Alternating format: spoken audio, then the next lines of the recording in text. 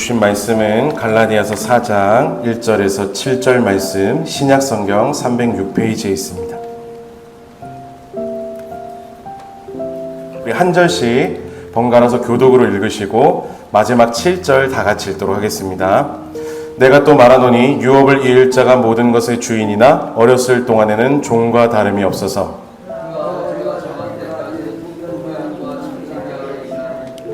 이와 같이 우리도 어렸을 때 이 세상의 초등학문 아래에 있어서 종노릇하였더니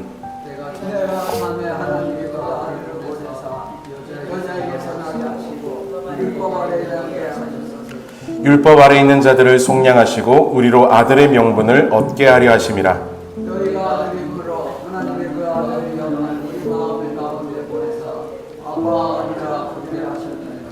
함께 읽습니다. 그러므로 내가 이후로는 종이 아니요 아들이니 아들이면 하나님으로 말미암아 유업을 받을 자니라. 아멘.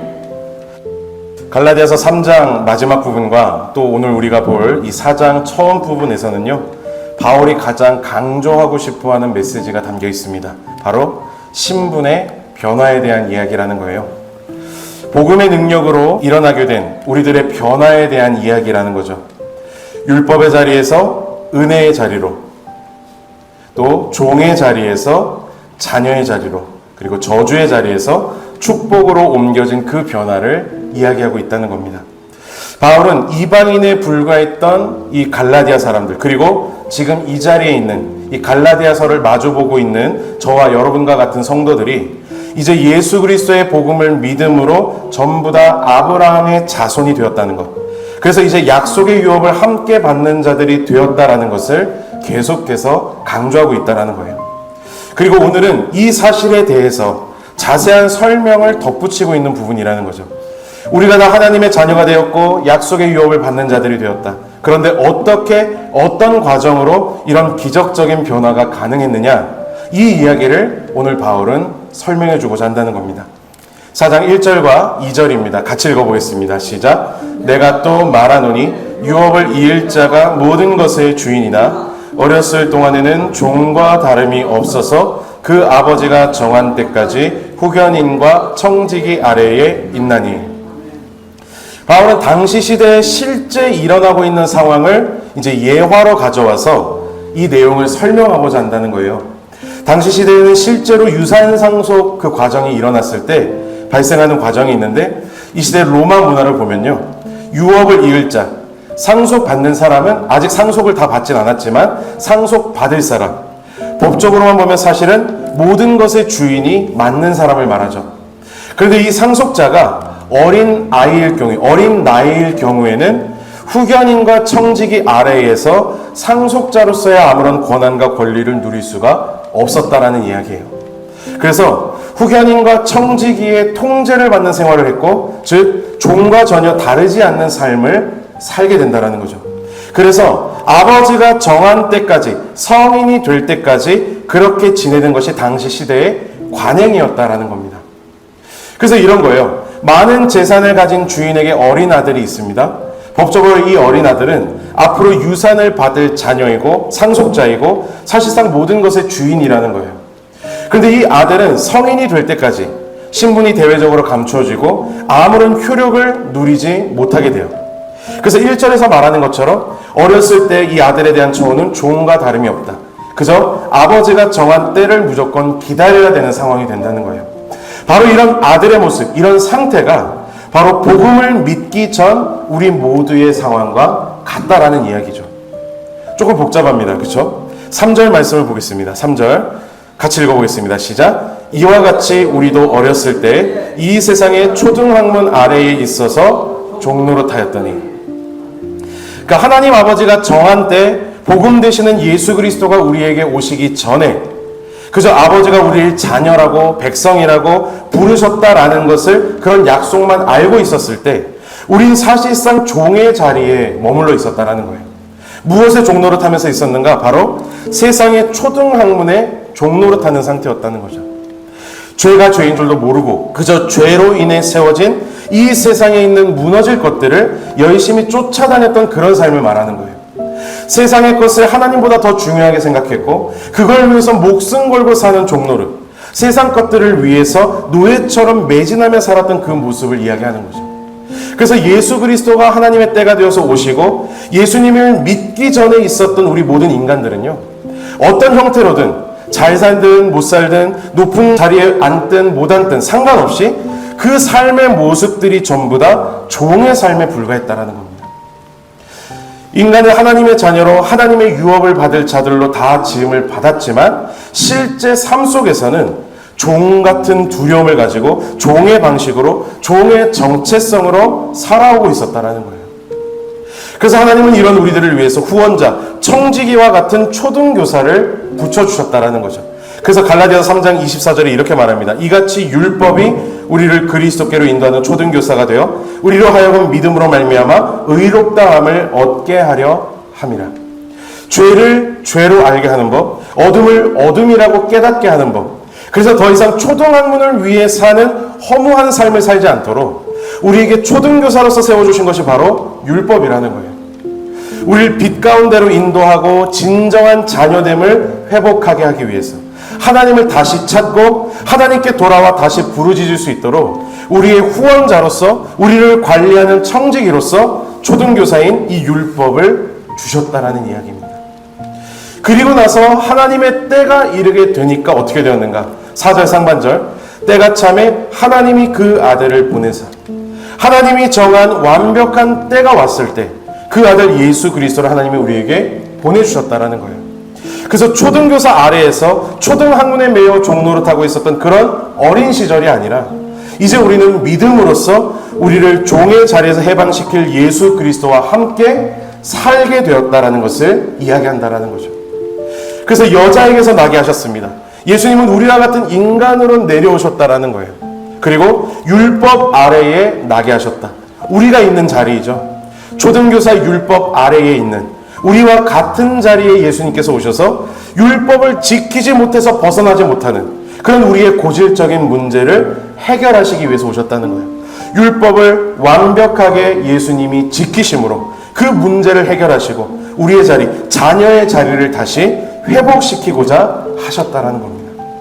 그래서 5절 말씀 우리 같이 한번 읽어보겠습니다. 시작. 율법 아래에 있는 자들을 속량하시고 우리로 얻게 하려 하심이라. 아멘. 여기서 이 속량이라는 말은요, 종을 이제 값을 주고 사서 자유롭게 놓아주는 것을 말합니다. 바울은 일부러 이 용어를 지금 쓰는 거예요. 왜냐하면 앞에서 예를 들었던 후견인과 청지기 아래에 있었던 종이라고 했던 우리들의 상태를 계속해서 이야기하고 있는 거죠. 예수님은 종과 같이 사는 우리들을 속량하시는 분과 같다라는 거예요. 그래서 속량은 이런 겁니다. 예를 들어서 노예 시장에 나온 노예, 종들에게 있어서는요, 어떤 주인을 거기서 만나느냐에 따라 인생이 완전히 달라지겠죠. 왜냐하면 나쁜 주인을 만나면 온갖 핍박과 고난을 받다가 목숨을 부지하기도 어려운 것이 바로 노예이고 종의 신분이기 때문이에요. 그런데 어떤 인정 많고 착한 부자가 와서 대신 거금을 내고 노예인 나를 사주었다라는 거예요. 값을 대신 치러준 거죠. 보통 속량을 우리가 이 정도에서 설명을 마칩니다. 그런데 속량은 이 정도에서 끝나는 얘기가 아니라는 거예요. 그 주인이 값을 대신 치르고는 계속해서 그 종에게 이렇게 말하는 거예요. 내가 너를 정말로 불쌍하게 생각한다. 너에게 진짜 자유를 주고 싶다. 이렇게 말하면서 대신 값을 치르고 산 그 종의 노예 증서를 그 종 앞에서 바로 찢어버리는 행위라는 거예요. 찢어버리는 행위. 나를 노예라고 증명하는 그 증서를 완전히 없애주는 거라는 거죠. 대신 값을 치렀고 그걸 넘어서서 나를 구속하고 있던 낙인, 그 증서까지 없애주고 다 덮어주고 나에게 진정한 자유함을 주는 거예요. 그래서 여러분, 이 속량이라는 것은 노예 입장에서 봤을 때는 정말 놀라운 은혜일 수밖에 없다라는 거예요. 여러분, 하나님은 죄의 종된 우리들을 구원하기 위해서, 매여있는 우리에게 자유함을 주시기 위해서, 우리를 속량하기 위해서 예수님을 값없이 보내주셨습니다. 그런데 이 일만 해도 너무 감사하고 감격스러운 일인데요, 하나님은 여기서 멈추지 않으시고 자유롭게 된 우리들을 다시 하나님의 자녀로서 회복시켜 주겠다라고 말씀해 주신다는 거예요. 노예에게 자유를 선포할 뿐만이 아니라 과거를 다 덮어주고 없었던 일로 쳐주고 이제 아들로서 자녀로서 너희들을 내가 회복시키겠다라고 하는 놀라운 선언을 주님께서 주신다라는 거죠. 그래서 6절에서 이렇게 말씀하는 겁니다. 너희가 아들이므로, 너희가 자녀이므로 하나님이 그 자녀의 영을 우리 마음 가운데 보내사 아빠 아버지라 부르게 하셨느니라. 너희는 아들이다, 너희는 나의 자녀들이다 선언하신다는 거예요. 그리고 하나님은 그 확증으로서 무엇을 우리에게 주시는가? 그 아들의 영, 성령을 우리들에게 보내주신다라는 겁니다. 그 결과 우리는 하나님을 어떻게 부를 수 있게 되는가? 아빠 아버지라고 부르게 된다는 거예요. 여러분, 이 표현은 사랑받는 아들이 아무런 두려움 하나 없이 아빠를 편하게 부르는 호칭입니다. 그러니까 예수님이 하나님께 기도하실 때 아빠, 아버지 이렇게 부르면서 기도하셨던 것처럼 아버지와 우리의 친밀함을 표현하는 거라는 거예요. 그런데 이제 우리들 역시도 이 성령의 임재를 통해서 하나님을 이렇게 친밀하게 대할 수 있게 되었다는 거죠. 하나님을 아빠라고 부르면서 하나님께 더욱더 가까이 나아갈 수 있게 되었다는 거예요. 누구보다 친밀한 관계로 하나님 아버지와 대화할 수 있고 성령님을 통해 그분과 언제나 함께 할 수 있게 되는 자격이 우리에게 주어졌다라는 겁니다. 그래서 7절 같이 읽어보겠습니다. 시작. 그러므로 내가 이후로는 종이 아니요 아들이니 아들이면 하나님으로 말미암아 유업을 받을 자니라. 아멘. 바울은 갈라디아 교인들에게 그리고 저와 여러분에게 내가 너라고 지칭하면서 분명하게 말씀하시는 거예요. 이후로는, 이 표현은요 분명한 단절입니다. 단절.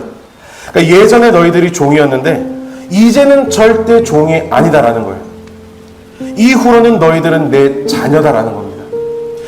여러분, 예수님을 알고 예수님을 믿게 된 우리들은요 정말로 하나님의 자녀라는 것을 우리는 믿어야 한다라는 거예요. 더 이상 종일 수 없다는 겁니다. 죄의 매에서 죄의 종로로 타면서 지냈던 내 걱정과 내 염려, 두려움과 그런 불안함으로 살던 그런 노예의 삶이 이젠 더 이상 아니다라는 거예요. 지금 이 편지 앞에 서 있는 갈라디아 사람들 그리고 우리들 모두가 하나님의 진정한 자녀라는 거죠. 그래서 유업을 받을 자들, 하나님의 상속자들이라는 거예요. 하나님으로 말미암아 하나님의 허락하신 모든 유업, 바로 하나님 나라를 이어받게 될 저와 여러분이라는 사실입니다. 사람 여러분, 그렇기 때문에 우리들 모두는요 이 세상을 지금 살아가고는 있지만 이 세상에 속한 사람들이 절대 아니라는 것을 항상 명심해야 할 줄로 믿습니다. 우린 더 이상 이 세상 아래 이 죄된 것들 속에 갇혀있는 노예들이 아니라는 거예요. 우린 기나긴 역사 속 이루어진 하나님의 구속사, 하나님의 언약으로부터 율법으로부터 복음으로 그리고 믿음으로부터 성령으로 하나님의 자녀가 된 복된 사람들이라는 것을 언제나 기억하면서 살 수 있어야 한다는 거죠.